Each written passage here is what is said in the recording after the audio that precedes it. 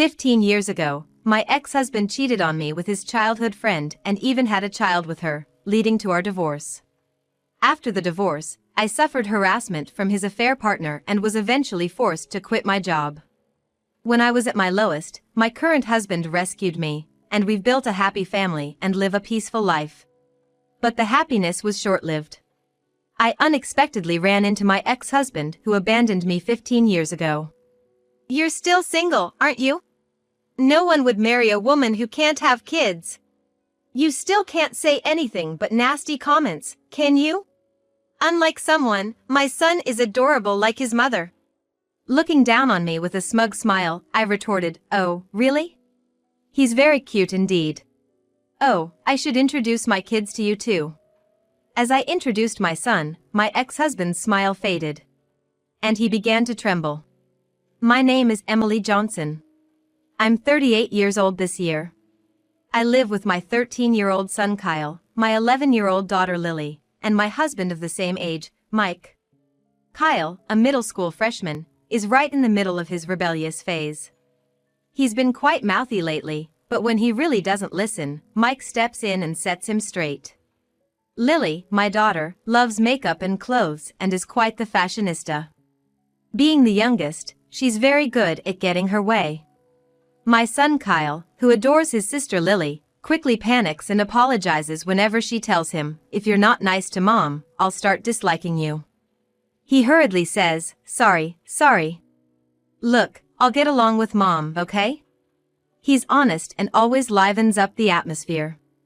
Though noisy, we live happily. But actually, I'm a divorcee and this is my second marriage. I divorced due to my ex-husband's despicable betrayal.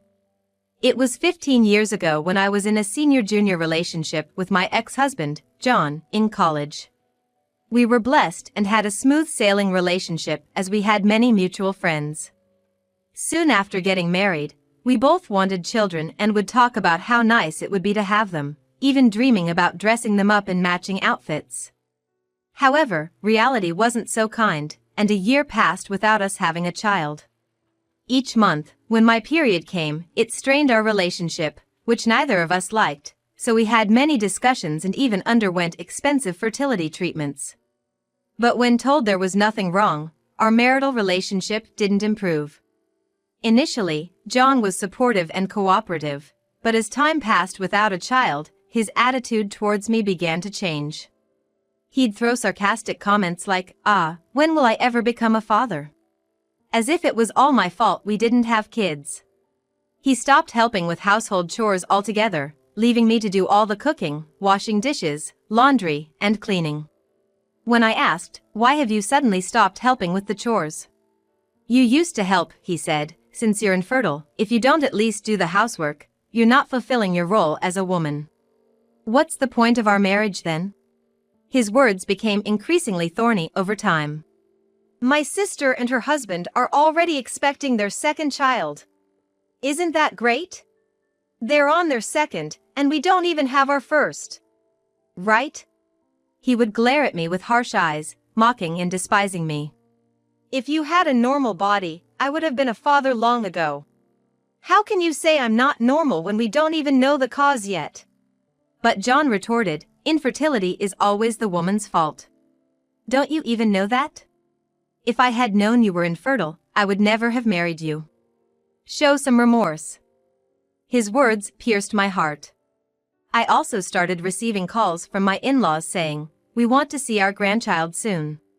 At first, I brushed it off, saying, "It's only been a year. These things take time," but maybe that was a mistake because my mother-in-law's attitude became harsher. She'd say, "You're useless if you can't have children." My daughter had one right away. "You're the only defective one." I felt pressured every day. One day, my close friend Sarah invited me out for drinks.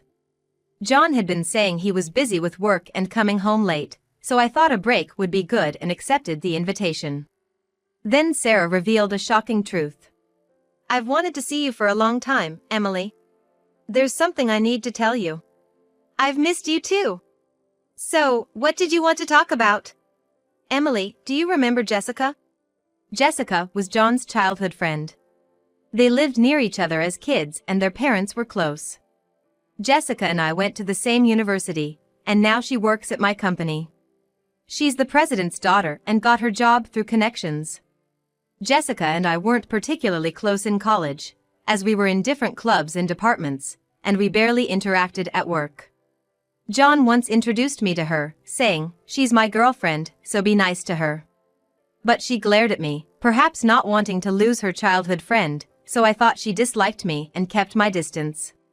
Tall and beautiful, she was popular enough to be in beauty pageants in college and was somewhat of a celebrity in the company, being the president's beautiful daughter.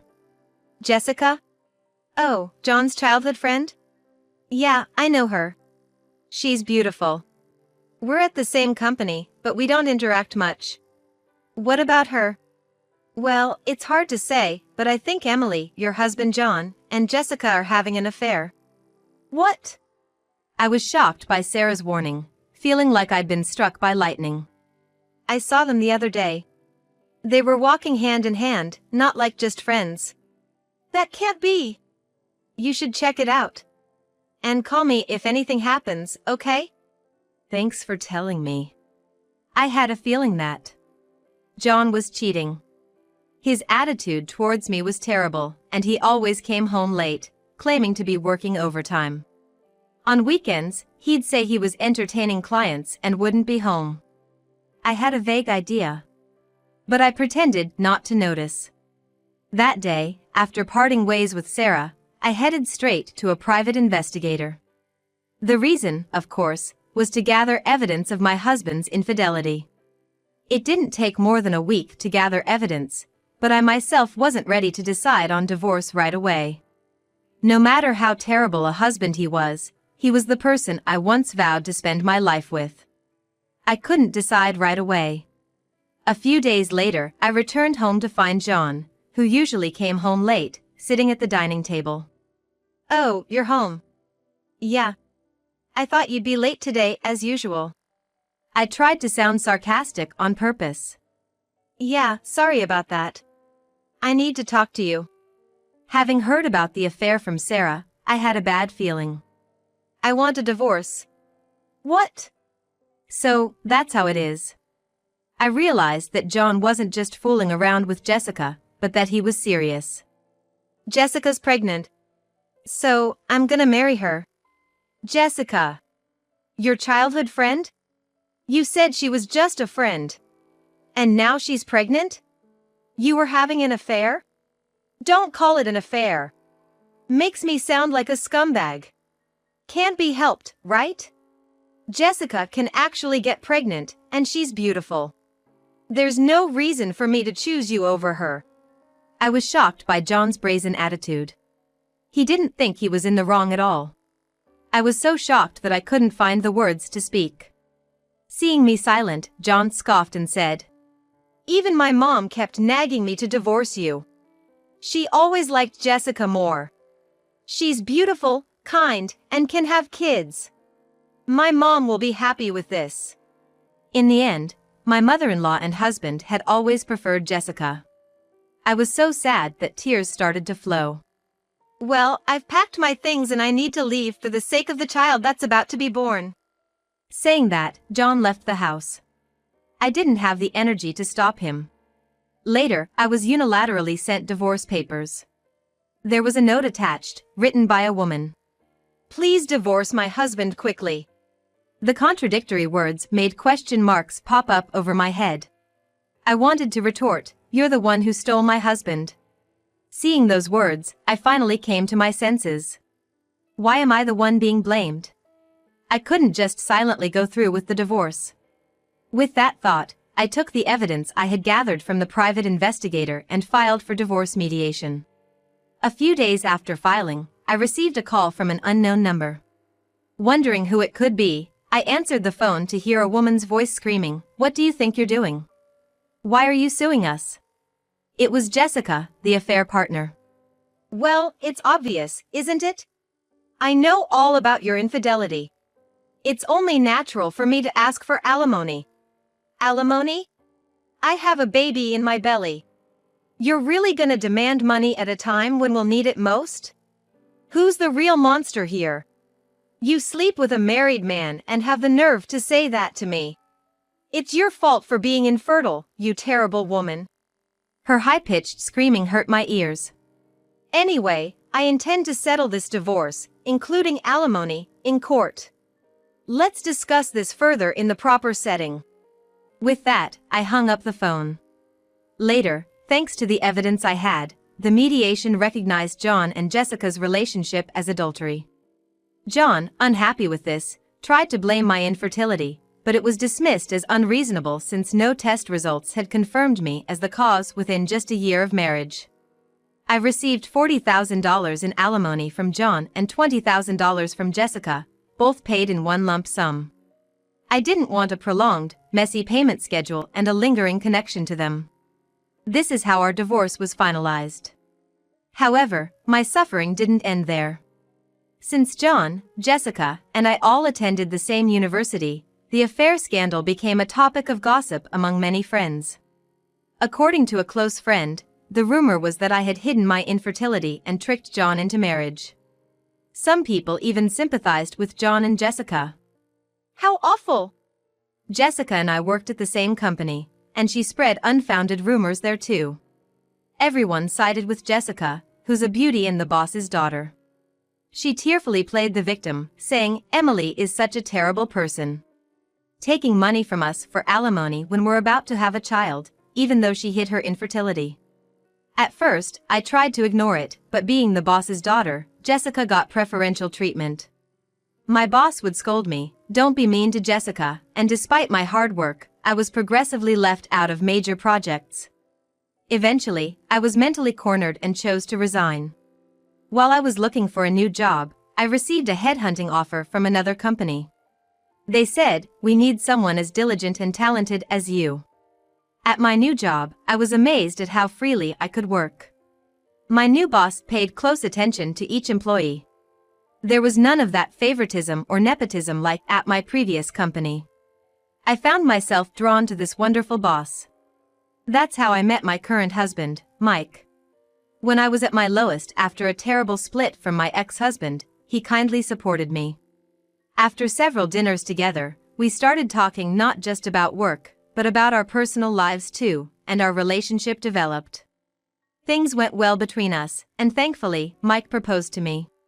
However, having been rejected by my ex-husband for infertility, I had many fears about marriage and confessed to Mike that I might be infertile. Then, looking at me earnestly, Mike said, "Of course, I'd be happy if we could have a child together in the future. But the most important thing is that I love you, Emily. You're important to me. So even if we can't have children, I will always be by your side." He hugged me gently. I was so happy.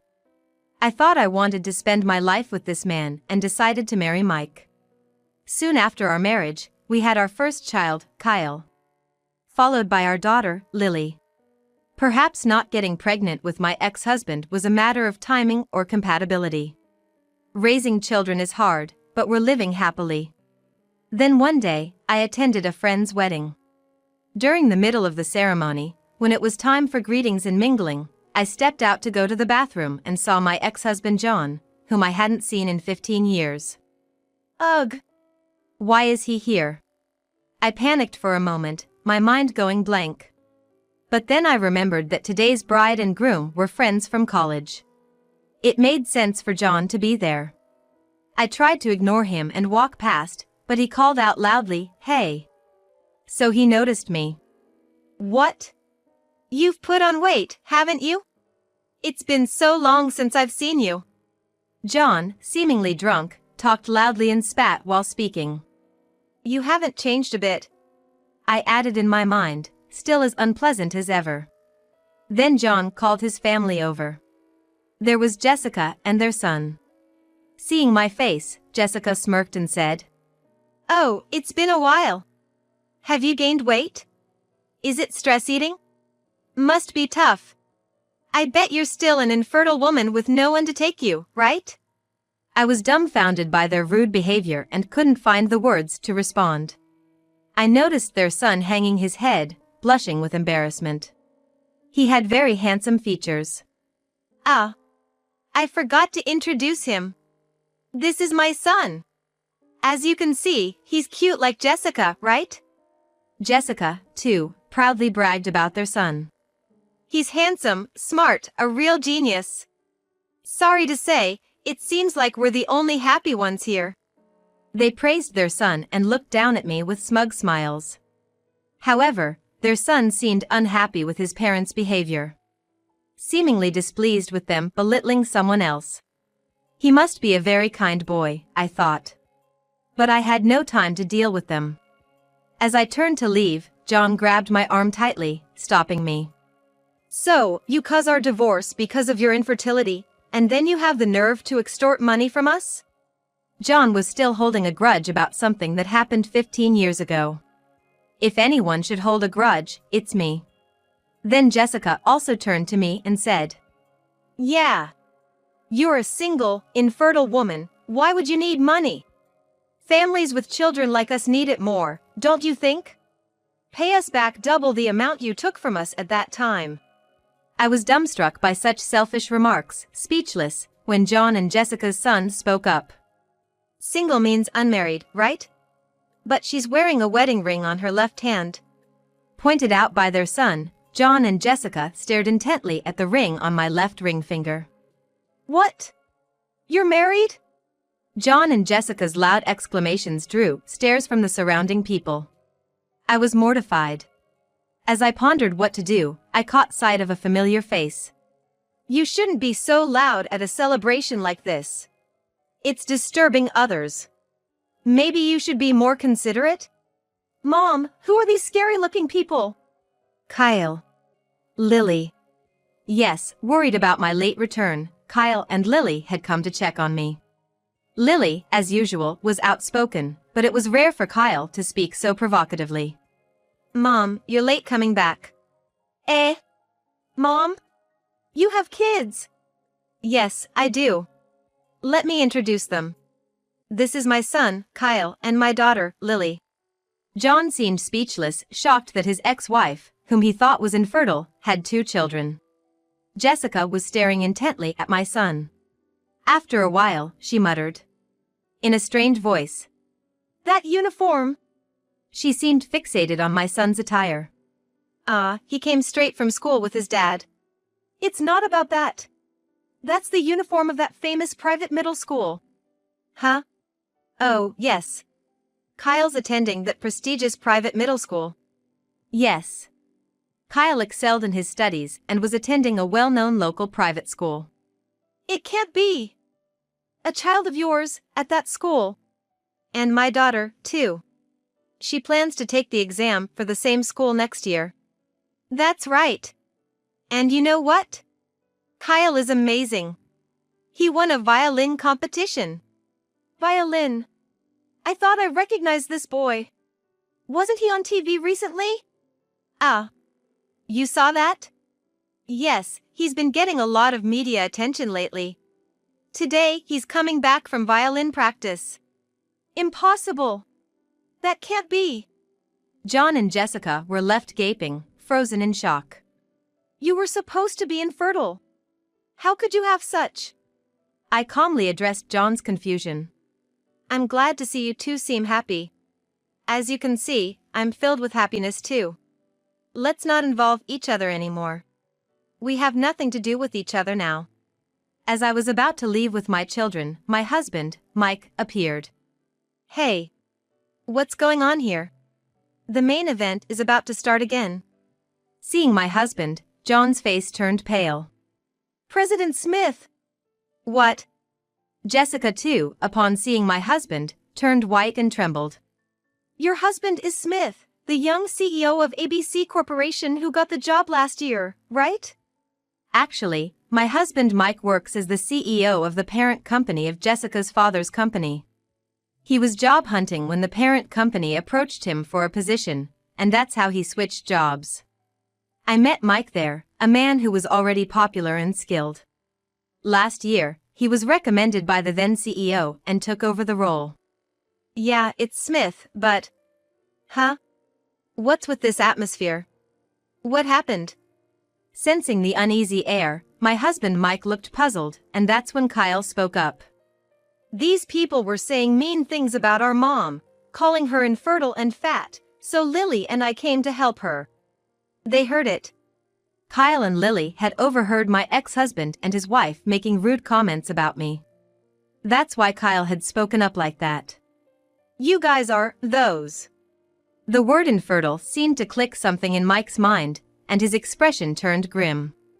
I had heard rumors, but never imagined they were this insensitive. Then, John suddenly started to defend himself to Mike.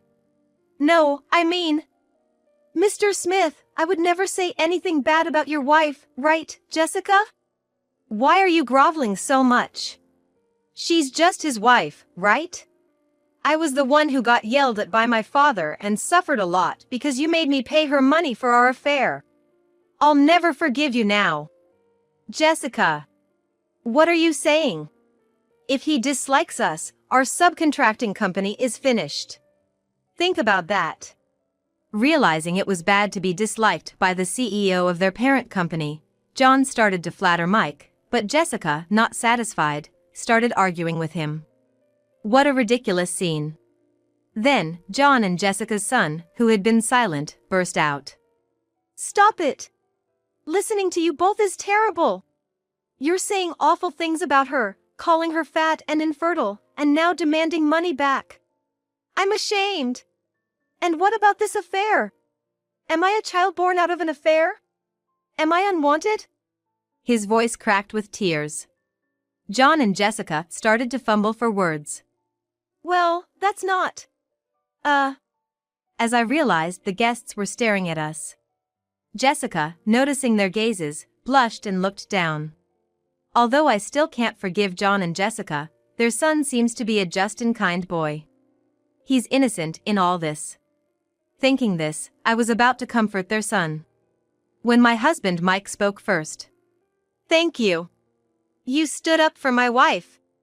You really are a kind boy, he said, gently patting the boy's head. I followed with a smile. But maybe I am a bit overweight. That's not true. Well, actually, I'm pregnant. My belly's getting bigger, I said, stroking my belly. I'm currently pregnant with our third child. And on maternity leave. Seeing the boy with tears in his eyes, I added. Your mom took great care of you in her belly, just like this. You're not unwanted. Your parents love you and are proud of you, right? I looked at John and Jessica. The boy then asked them, really? In a hurry, they both nodded vigorously and said, yeah. You're our pride and joy. Absolutely. You mean everything to us. At this, the boy immediately broke into a wide smile. Seeing their son smile, I also felt a sense of relief. Let's just remember that today is a day for celebration. Let's all head back to our seats. Saying this, each family returned to their respective seats. And so, the turbulent scene came to a close. As the wedding ended and we were heading to the station, Jessica and John came up, holding hands with their son. Kyle and Lily had been intimidating the two who had insulted me, but Mike calmed them down with a wry smile. We're sorry. We're really sorry. It's too late, but for everything before and for today. We're truly sorry. And thanks for earlier, for our son. It was the first apology I had heard from them in over 15 years. Perhaps even people as terrible as them had changed a little after having a child. I laughed, really, it's too late now. Well then. With just that, I turned and started walking away. Kyle offered to carry my bags. Lily said, here, and draped a jacket over my shoulders. Even as children, they were considerate of my pregnancy. All right. How about we make Dad's favorite hamburgers for dinner tonight? Kyle and Lily's favorite. Yay! Yay! Thank you. With a vow to protect the smiles of my beloved family, I was moving away from the pains of the past.